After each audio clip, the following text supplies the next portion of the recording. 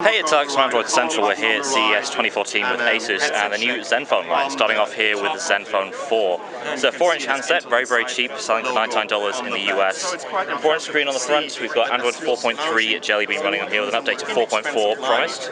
Intel Atom 1.2 GHz CPU inside. We've got ASUS's new Zen UI running on the phone, which is kind of flat and stylized, similar to what we've seen from them in the past with some of the previous devices. So it's pretty responsive, not a whole lot of delay in moving around the UI here. The physical feel of it is very nice. It's got a curved feel to the back here, soft touch plastic, usual buttons on the side and micro USB on the left. So around the back we have a 5-megapixel camera. Let's just see if we can hop quickly into the camera app.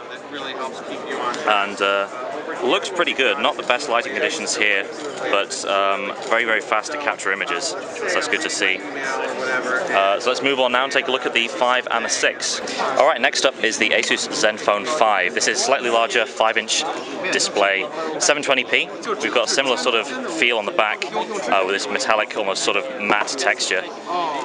Similar UI in the front. We've got ASUS's Zen UI running on top of Android 4.3 Jelly Bean, again with an updated KitKat promise in the near future. 8-megapixel camera around the back, so a step up from the 4 there. We can also have a GIF recording mode,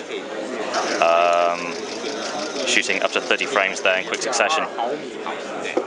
A faster CPU in this as well. We've got Intel Atom at 2 GHz, which is a dual-core chip, and it does seem a little bit faster than the 4 that we've seen before. Again, it's the same chip that is in the 5 and the Zenfone 6, which you're going to see next.